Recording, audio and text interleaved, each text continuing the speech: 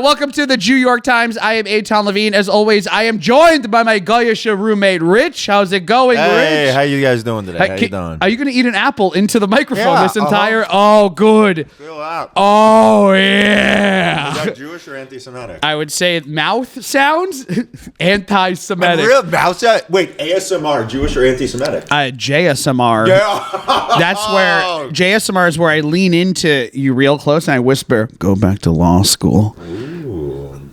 Stop making an embarrassment out of your family." Cardozo speaks to you. Goldman Sachs. First year fellowship at Goldman Sachs. Watchell. Isn't that a bankruptcy firm? Watchell? Oh, Yeah. Watchell. Watchell. Yeah, Watchell. It is Wednesday, January 29th here. Big group of, we have big news stories today. First of all, we're going to be talking about how Donald Trump wants to deport protesters as he saw as pro-Hamas. Benjamin Netanyahu is going to be visiting Donald Trump on the 4th at the White House. Police in Australia have seized explosives they say may have been intended to kill Jews. The Amelia Perez creator, director, whatever, made a really weird comparison to Amelia Perez's reviews and the Holocaust. Plus, Billy Crystal and Meg Ryan reunite for Katz's Deli Super Bowl ad. All of this and more on today's New York Times. First of all, Rich, how's it going? How's your life? How's your wife and all? Wife, happy life, happy wife, right? That's what I say. Is that what I say? Yeah, things are good. Standard. Now, how Jewish is this? I'm getting ready for a hike in the Adirondacks, a snow hike. Listen, the issue is that it's during the winter, okay? I would say medium Jewish. The Adirondacks in general, Jewish. Wait, sorry, one last thing I totally forgot to say is that today is RFK Jr., his Senate committee hearing. Oh my God. Now, out of all of the Trump cabinet nominations, RFK Jr. definitely feels like the one where even the Republicans are like, all right, maybe we're going to let the Orthodox guy in there.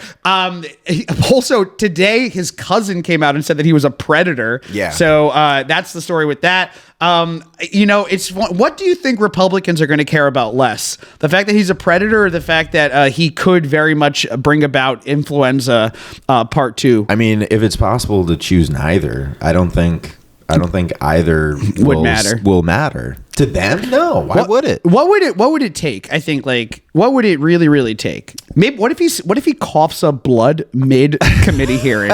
With that, I don't think so. Yeah. I mean, you had Rudy Giuliani. His brain was melting out of his head during the Four Season landscaping. So. Yeah, but let me tell you something. The Republicans, I think, have stopped talking to Rudy Giuliani. I don't think Giuliani's getting a lot of text messages back lately. But okay, so I hear what you're saying, where you think that nothing would. What if he just opens up his mouth and a bat flies out? No, I don't think so. The only thing I could see happening is that if he says something that leads to, the NASDAQ falling 8% in a day. Even then, I think that there's a little bit of the big story today over the past couple days has been DeepSeek and how DeepSeek was able to make a very functional AI with just $5.6 million, and they made it open source so everyone else can start doing that. That did already kind of tank tech stocks a little bit. I think Nvidia lost 15%, 17% of its total worth. What if RFK gets up there and he just farts blood? Would that? No, I think that would get him actually some Democratic votes. Okay, interesting. Yeah. Okay, yeah. That would get him who some for the sympathy. Democrat? AOC would be AOC that comes on board. Oh, okay. It's we're both we are both known by our initials, so that's something they could powwow about. He was a Democrat. Remember that? He was a Democrat. He loved the Democrats. Yeah, you know what? That's an interesting point. AOC and RFK could bond over the fact that their names are just letters. That's it. Yeah, there you go. Sometimes it's simple. Sometimes you don't even really think anything more of it. Not it. They get together. I bet they both like stock trading, insider stock trading in some capacity. Yeah. If AOC wants to be the next Nancy Pelosi, then she got to make sure that her stock trading. Oh, she gotta make sure. She gotta GODDA. Gotta make sure that her portfolio is already, caked with insider trading. Random question: who is AOC's Doug? Do you know what his name is? I already forgot his name. He's some redheaded dude. That's right. He kind of looks like you, actually. Yeah. He does look like you. I'll take a little that. bit. All right, big news coming in that was announced today is that the Trump administration to cancel student visas. Trump administration to cancel student visas of all, quote, Hamas sympathizers, the White House says. Donald Trump will sign an executive order on Wednesday to combat anti-Semitism and pledge to deport non-citizen college students and other resident aliens who took part in pro-Palestinian protests, White House official said. Here is what I will say. This is maybe the most controversial right-wing thing I will say. Wow. There's a lot of foreign money that was behind a lot of those protests. And it was I think that there is a actual claim to be made that a lot of the foreign money that came in with those protests was from Qatar and Iran, IRGC was putting in stuff. I don't know if it was IRGC, whatever. It came from weird shady places. You could make an argument that money came in there just to sow chaos on those campuses, and that chaos was directly targeted at Jews. So if this is a way to limit that and is a way to kind of tamp down on some of the anti-Semitic stuff that has happened on campuses, then I am for this. However, I don't trust the administration to carry this out correctly. I think that it will ultimately, even if it's used in a few cases, will be used to deport people that should not have been deported. That is where I kind of go back and forth on, where I don't think that the government should be deporting people for this stuff. That being said, I think that they should be looking into this stuff, and the people that had been sent to these campuses just to kind of stir chaos, they should not be given a chance to stick around, especially next year. We're about to head into an insanely chaotic part of America. And a lot of that is going to be played out on college campuses. We're already seeing college campuses running with the police. We're seeing with a lot of ICE being deputized and stuff like that. We're going to see a point where this is going to be brought onto college campuses. And at that point, it's going to be, too far gone. But I will say also that this is an unnatural reaction to an actual problem. So the conversation it should really be about whether answering the question of how this anti-Semitic stuff was allowed to happen on campuses is a legitimate question that we should be asking. But I don't trust Trump to be the one that is handling that. That is my take. Although imagine if he just shows up himself to college campuses and is just you pro-Hamas, get out of here. You're talking to Barron. Oh my God! At what point is he going to deport some girl that Barron has a crush on? That's going to happen. I made this very clear. We are days, if not weeks, away from Barron Trump showing up with nail polish to some class, maybe getting an emo, white face, black hair, trying to, like a dyed hair, emo, the emo kids, they make themselves whiter. Yeah. Oh, like kind of gothy or something. I can see Barron going goth, and then he falls in love with an NYU Tisch girl who is also goth. Yeah. And is a Hamas sympathizer. What happens then? Did you see Barron at the inauguration at all? Oh, you mean our 51st president or whatever? It's crazy how they are. I heard it played out as Trump, that Donald Trump Jr. will be a senator, Eric Trump will be a governor, and then Barron Trump is going to be president.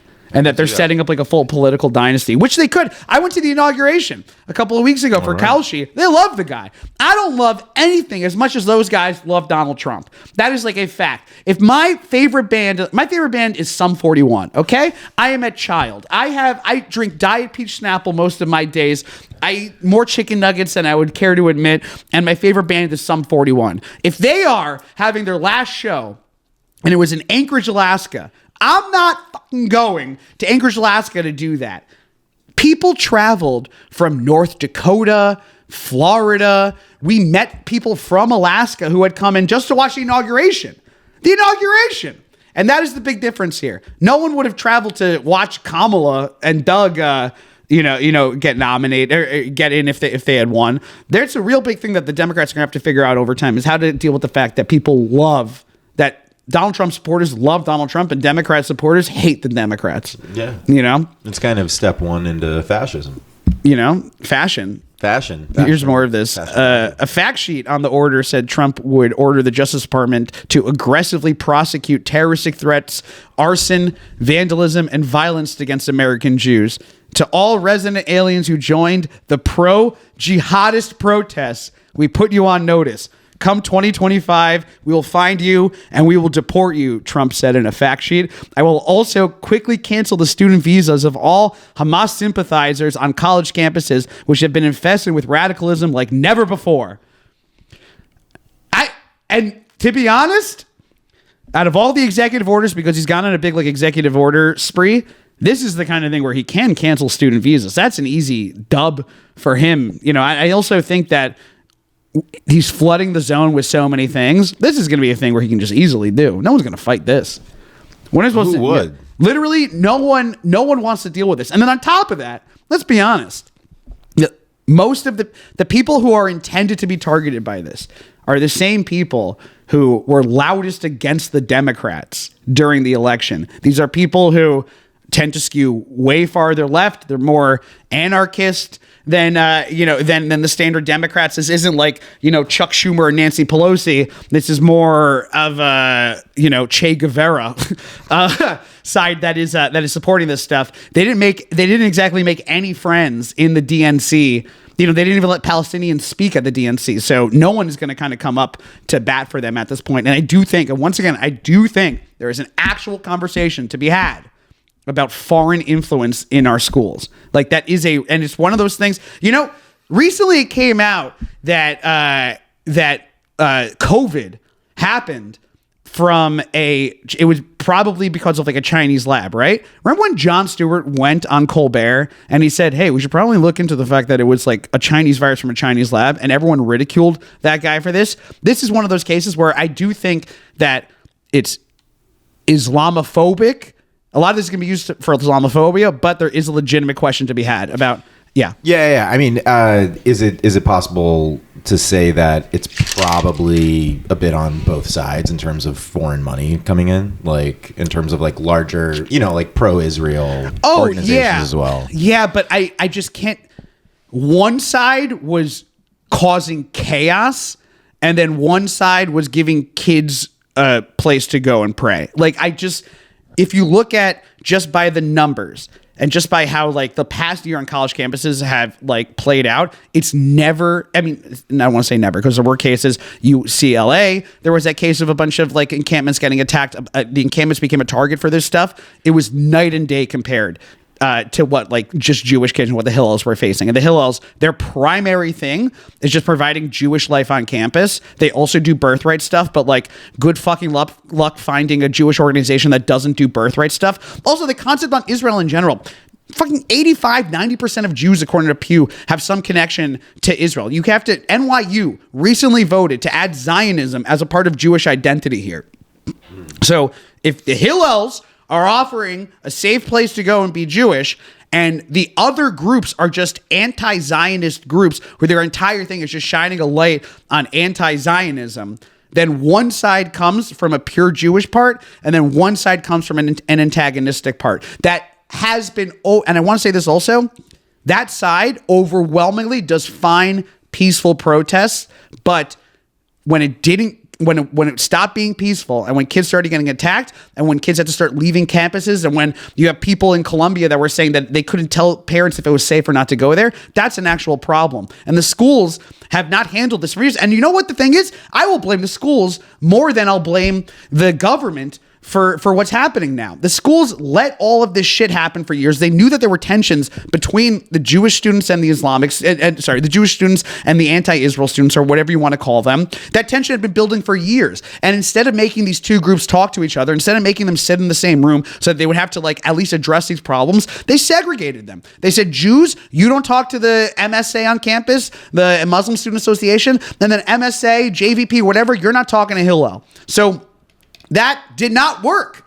We spent a year looking at what happens when you keep people away from talking to each other. And now there is a reaction. There's a way that it's being solved, and it's not the best way to do this, and it's the most dangerous way to do this. But the schools are to blame for the fact that you gave Trump an in. There should not have been a way for Donald Trump to sign an executive order that makes Jews think, wow, that is an overreaction, and I don't hate it 100%. And that is the problem here. And I blame Marcia Gay, and I blame whoever that Shafiq from Columbia. Marcia Gay was the Harvard lady. Shafiq from Columbia, that MIT woman. Like, I blame them all for not stepping in and fixing this problem, because now you let fucking, quick draw McGraw, Donald Trump over here.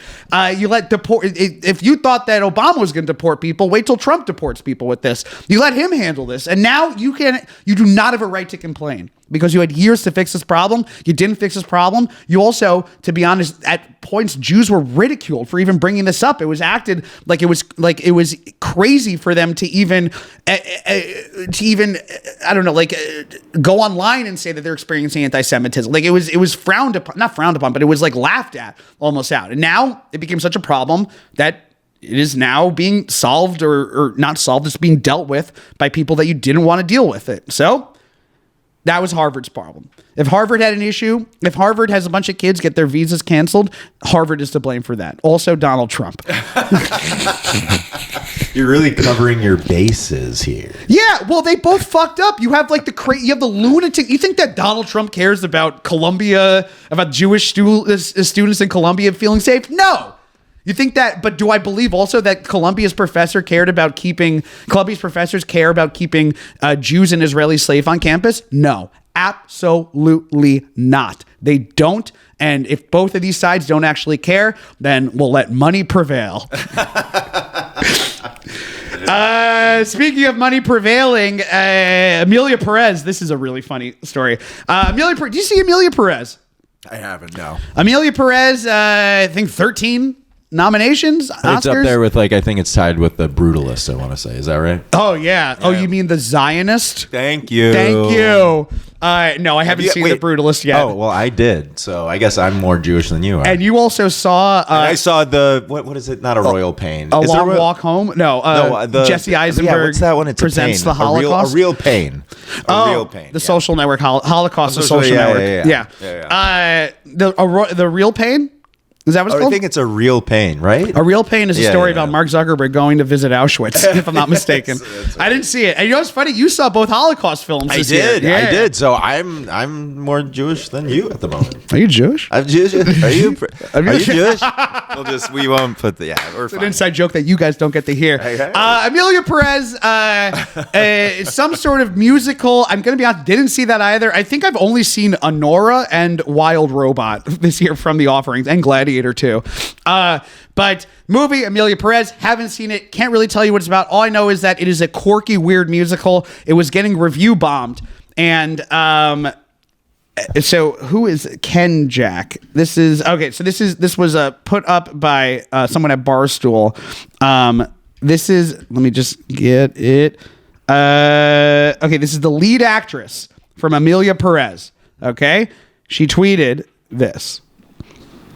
Today, someone asked me if I thought that there was an orchestrated campaign against my nomination and against Amelia Perez. It is more than obvious that we have a serious problem that threatens humanity once again. As Popper warned, tolerating the intolerant ends tolerance. Be careful not to continue to ignore hate speech. That's how it started in Germany, and how we ended up in concentration camps. Be careful not to laugh at the jokes of leaders who want to cut back our rights. Be careful not to buy... This is Amelia Perez. This isn't the Holocaust. Hollywood has no ability to take their own struggles and then not bring up, compare it or make it relevant to the craziest things of all time. Amelia Perez getting review bombed? Bad. Auschwitz was worse. That's what I would say on this. But yeah, so she went on. She didn't. I think that it was about. how she didn't get nominated, even though Amelia Perez did get nominated a bunch. People say that it was because of Mexican ties, which, by the way, I will say that is a very valid point, that there is a lot of Latino sentiment out there. Latinx. I'll cover all my bases. A lot of that out there. That being said, my Donic was worse. I don't know what I'm supposed to say here, except that Hollywood, that's what I would say. Also, this was Google translated from Spanish, and let me tell you, this saying, I wonder how you say concentration camp in Spanish. Actually, let's see what that is. Cuidado consigo pasando por alto discourse de odio así empazaron en Alemania y a campos en campos de concentración. Ooh. I want to say your Duolingo work has really improved. You mean Duolingo? Wait, which one of these is Holocaust? I like campos de concentración. That's likely, yeah. I mean, that's concentration camps. Well, that's interesting. There's a little bit of a... How do you say Holocaust in Spanish? That's what I was trying to figure out. Well, let's see. How it started. And you know what? She doesn't actually say Germany in it. Sorry, she doesn't say Holocaust in it. She just says Germany. Oh, for a second, I thought you said to say Holocaust in Spanish. It's Geely. Geely? Any Geely heads? You remember Geely? The movie? Yeah. Yeah, I would say that. Okay. Box office Holocaust. Yeah, I agree. See? Okay. Almania y combos. Here's the thing. I don't know how you say Germany. Anyways, that's the story for there. If you have I just want to say this. If you have a movie out there and you didn't get nominated, I give you full permission. Bring up the Holocaust. Okay? Yeah. If you are the Brutalist, if you're the person that wrote the score for the Brutalist and didn't get nominated, if you best screenplay, whatever, if it didn't happen, it's as bad as when Hitler killed all those Jews.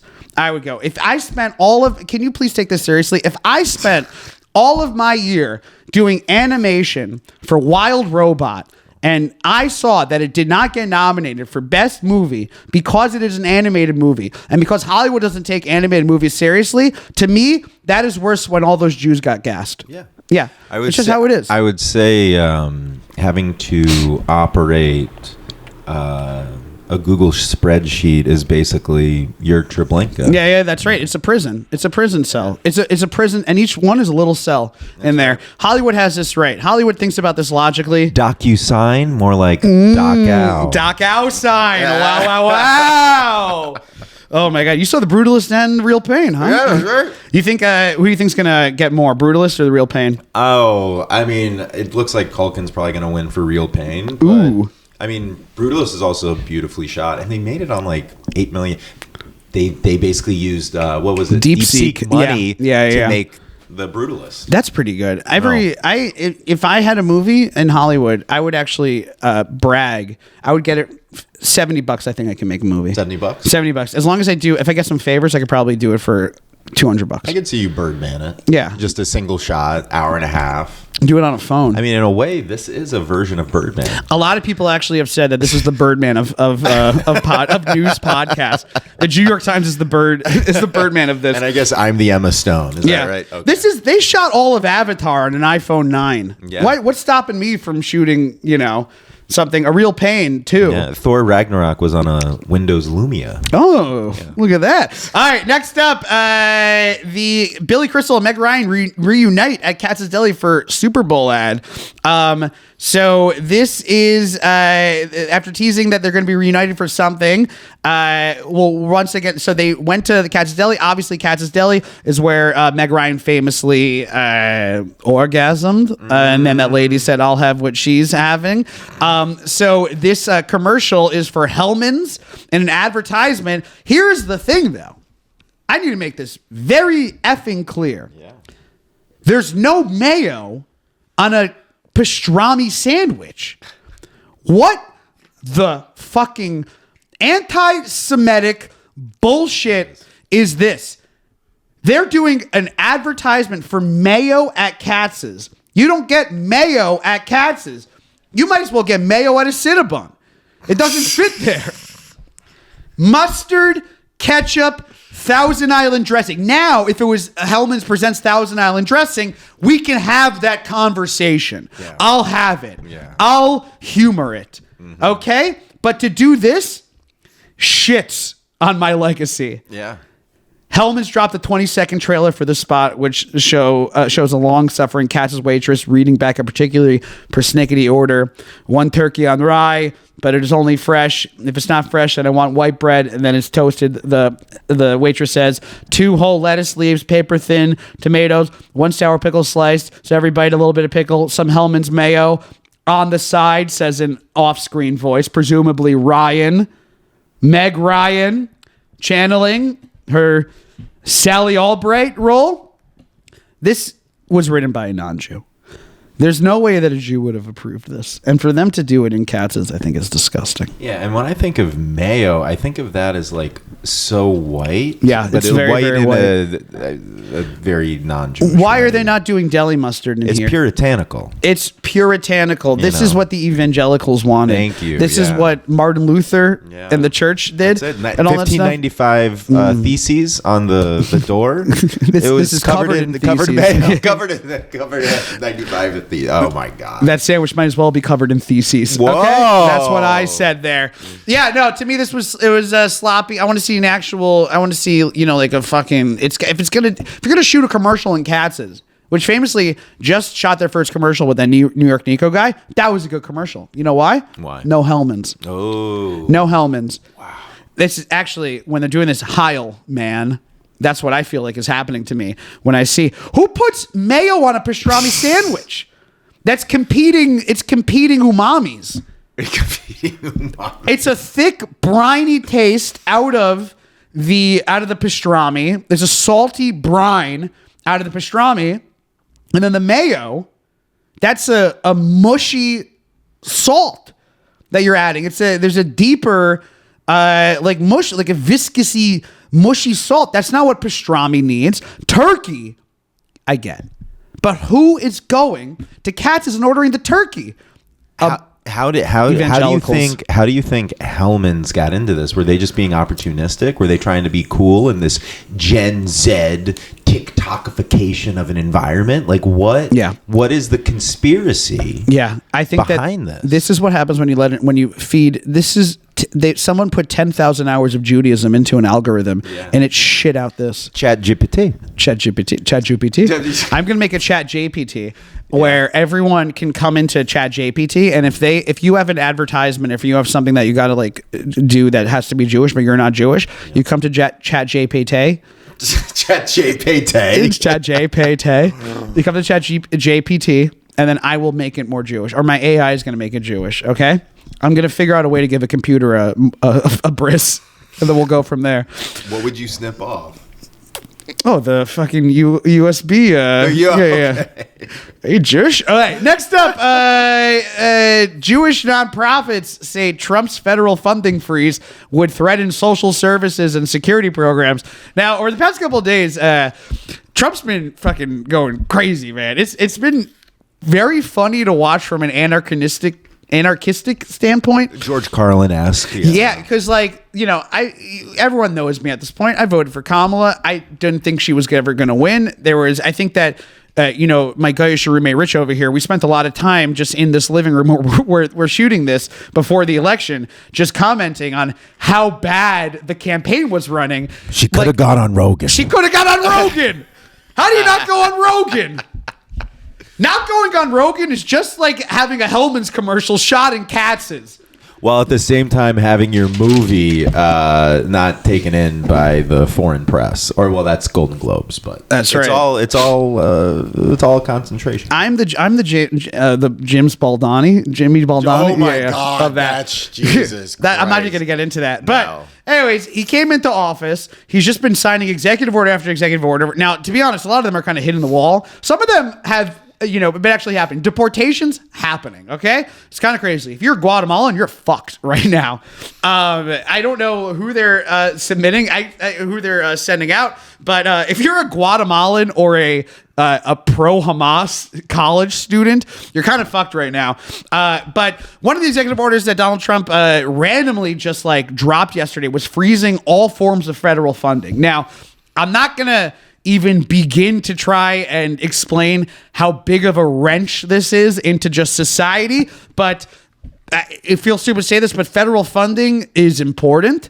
A lot of things, and more than just like DEI initiatives or trans bathroom whatevers and sex changes for criminals and all that other stuff that you believed was a big problem. That maybe gets touched by this, but like Medicare gets touched by this. And just like certain like rental housing assistance, like just think childcare, school lunches, like this affects everything. One of the things that happened when Donald Trump decided to do this like federal funding freeze is it affected a lot of nonprofits. So according to Ruben Rotman, Jewish, if you can believe, president and CEO of the Network of Jewish Human Services, a coalition of about 170 Jewish nonprofits, he said that they were all incredibly concerned by the impact here. The Trump administration said the freeze, which was announced on Monday, just 24 hours before it would go in effect, was meant to ensure the government spending aligns with Trump's view on gender, class, and environment. So a big thing is that while he's doing this freeze, it's to give these organizations a chance to prove that they're not doing DEI stuff, which it seems like maybe you ask them to prove it first and then you cut it all off. But hey, you know, who am I? But you know, that's what's currently happening right now. And if I just want to say that, you know, like the Jewish community, if you think that your things aren't affected by this, I can't think of, unless you're like Jamie Dimon from Goldman Sachs or whoever, or JP Morgan, you're affected by this. And I think that is just like a big thing. They did, I believe, come out and at least say that it's not affecting like what is it, direct payment, like individual direct payments. Some websites, like I think Medicare went down or Medicaid went down yesterday for like a little bit. The thing is that a federal judge temporarily stopped the freeze on Tuesday just because of how crazy this initiative was. Is that you can't just like shut all this stuff down without giving any of these administration, an ability to react and stuff. And the law state apparently also violated First Amendment laws about how presidential decrees must be enacted. But for a moment, there was an issue. Rahman's organization has roughly 170 members, including social service agencies, kosher food banks, domestic violence programs, elder care programs, refugee support groups, and many of them depend on federal funding. So a little sloppy. If you had to enact a executive order, what are you enacting? Taco Tuesday. Oh, Taco Tuesday. Taco Tuesday and trivia night. Taco I would say Tuesday. I would say a nationally instituted trivia night where like I mean I don't know if I'd go full Squid Game, but I'd actually think of it more maybe as an opportunity to chat. National Trivia Night. Yeah, National Trivia Night. Yeah. Bottom 5% killed. Every week you have to make sure that you are above the bottom 5%. Yeah. And dog eat dog. It's dog eat dog. And you know what? Every 20 years it goes up 1%. 6%. So, okay, meaning that in several thousand years, there's going to be like an issue where the top bar trivia groups are going to be competing with each other for dominance. I think I just did the math. In 1900 years, everyone will be dead. No, okay, but then it stops at 80%. Okay. So it just goes 80, 80, No. 80. I like your idea more. I think, so you remember that Black Mirror episode where they had, there was a dating app where it set how long your relationship was going to be? Maybe we do that for humanity. Yeah. Exactly. We have a preset time distance. And, because and it has to be bar trivia based. It has to be bar trivia based. That is society. That's social currency. That is. And everyone... Here's the thing: is that with this, because you have to. What is society getting back in exchange for this? Yeah, all Jewish. That's right. All of a sudden, because everyone wants to be Jewish. Okay, we make everyone Jewish. Wants to be Jewish. Everyone wants to be Jewish. They're the new hip hop. Oh yeah. No. Here's what we do. Okay, this is my actual thing with this. Okay, it's everyone is given $5 million when they hit 18, but then that's the trade off here is that. They get $5 million, but at the same time, like you do have to study for the bar trivia exam. For the bar trivia exam, that's you know what I mean. So it's over time because if you're giving this Hunger Games-esque thing to society, you got to give them something back. Yeah. And what am I giving back? $5 million. $5 million cash. Cash. Lump sum. Lump sum. You're not doing an annuity. You're not doing, overtime. Okay. You're doing money. And then, eventually 80% of the population is killed every year in exchange for this $5 million. And then so here's the question. Who would be the last standing? The dorkiest nerds. We're going to release, this will be also the most asexual, sexless society possible. Yeah. No one. Which is, in a way, we're already moving towards that. If you can actually make a direct comparison, or there's a direct line between how good you are at bar trivia, how good you are at bar trivia, and how unfuckable you are. How was bar trivia last night, by the way? We lost. The biggest Rich actually did have bar trivia. I did. Oh yeah. But you're super fuckable. It was I'm trying to think of any good questions. Oh, this is random, not super Jewish, I realize. But are you Jewish? The question here was the Charlotte Hornets. Bobcats. So the question here is, what team did they become, number one, in 2013, and then what team did in 2014 become the Charlotte Hornets? Meaning, where did they move from? Exactly. Where did they move to, and then what team then became them? Wait, so where the Bobcats went, and then what became the Hornets? Right. So that's one question. The other question is, what did the Charlotte Hornets become first in 2013? Were they not the Bobcats? They were the Bobcats, but it wasn't like a back and forth thing. They became the Pelicans. Oh, I see what you're separately, saying. Because then the Charlotte Hornets no longer existed, but they're like, hey, well, let's bring back Kendall Gill. Yeah. Anyway. Oh, okay. That's kind of nice. And do you know what? Completely unfuckable. I know. It's Super Bowl. It's Super Bowl 59. Do you know how to say 59 in Roman numerals? X, X, X, X, X, V. So it's licks. It's Lix. Nope. Licks. Nah, I think I was right. Anyways, Jewish nonprofits, good luck keeping your funding. If you're a food bank out there, good fucking luck. And that's what's happening. Next up, my guy, Bibi Netanyahu. Oh my God. Bibi Netanyahu.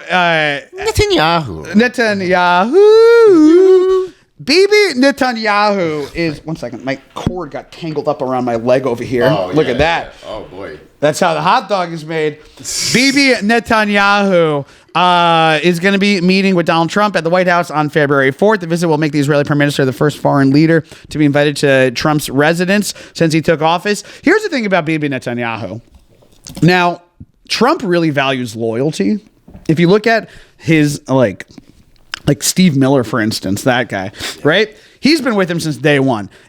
Trump loves someone that is able to, that doesn't stand against him. And then also, even when Trump makes fun of him, just goes like, he's just kidding, right? So that's Stephen Miller. Bibi Netanyahu, I think, is exactly that. These guys love each other. Were in cahoots back, in 2016. During the past 4 years, it's very clear that Netanyahu and Biden didn't get along super well, even though Biden gave Bibi everything. I cannot think of a thing that Biden did not give to him. I know there was questions about dummy bombs and stuff, but I mean... I think one of the funniest disconnects in the Israeli-Palestinian conflict is Biden, because both sides hated him. Both sides. On the one side, he was viewed as a stop, as a break towards Israel gaining self-defense abilities. He was viewed upon as a traitor to the Israeli cause. Even though he was signing all those checks still, and was just viewed anytime he showed any restraint or any potential to be like withholding weapons or stuff like that. It was viewed upon as like a big middle finger to the Jews. And then the reverse side of that, he did give Israel a bunch of bombs that did kill a bunch of people. Once again, whether the people killed was right or wrong, you can all debate that on your own time and, talk amongst yourselves and everything like that. But he definitely helped Israel more than he helped, Gaza, in this process. So I always thought it was kind of interesting that Jews really, didn't vibe with him too much. Yeah, no, it was interesting because there was the quote unquote rhetoric that he might have been alluding to or saying that maybe Kamala was going into a bit, but then at the same time there were just on a frank level still weapons deals and stuff. So like it was, having been in environments that definitely skewed more leftist, it was definitely a thing of like, oh well, fuck this. So, but yeah, I don't know. I mean, I realize at this point in both in history, but particularly now, the idea of having like very clear, like villains and enemies and stuff like that it's just not the case. Other than, I mean, Trump's a piece of shit. Like, what do you have to say? But yeah. Something also that this is happening during is we are in the midst of the ceasefire and hostage negotiations. Tomorrow, we're supposed to get, I think, 3 more out, and then on the weekend, I think we get another 4 out. One of the people that is being released tomorrow is someone that Hamas tried to pull some shenanigans with. Something that is weird. Weird is the wrong term because this is all unfortunate, but it is kind of like borderline funny, is that multiple different groups were involved in October 7th, and a bunch of them took random people. So there's a debate. Hamas had to negotiate with Islamic Jihad to get one of these people out of there, which is to be a fly on the wall of that conversation. This is such a royally fucked situation that you have to realize that at some points Hamas had to go and get the hostages. They had to negotiate their own deals with people to get the hostages out. Anyway, so there's something so funny that's been happening where anytime they release the hostages, they've been putting them on stages and stuff. You know that they made them Israeli military clothing to wear. They had them on a stage. It looked like when in NASCAR, when they introduce all of the drivers, that's what this shit looks like. It's this crazy thing. And then they get out, and Hamas gave them a certificate. Did you know that Hamas has been giving everyone a certificate, like a thanks for staying? Do you think that there was like a please rate your stay? Booking.com. Booking.com, booking.now. Get the hell out of Gaza. But it's so funny. Hamas is the PR person. There's someone that made the decision to be like, you know what this needs? We should give them certificates. They're gonna want to remember this situation. We gotta give them something nice. I mean, is anyone oh God. The thing that comes to my mind is like, are these like then participation trophies? Like, yeah. Oh my God, this is dark. I gotta know what is on the Hamas certificate. Let's see. Hamas certificate. Hamas gave 3 hostages gift bags upon their return. All right, here we go. When Hamas's military wing, the Qassam Brigades, released its propaganda video, they were given a gift bag. Mass militants held up a certificate in Hebrew, read "release decision." Each of the 3 women were carrying a bag in the footage. Representative from the family to the bags she received held a certificate, a necklace, and photos, and said that the Israelis' internal security agency had confiscated the materials. They would not go into detail about the photo, but Israeli media reports the photos depicted the women during their time in captivity. So they it's crazy.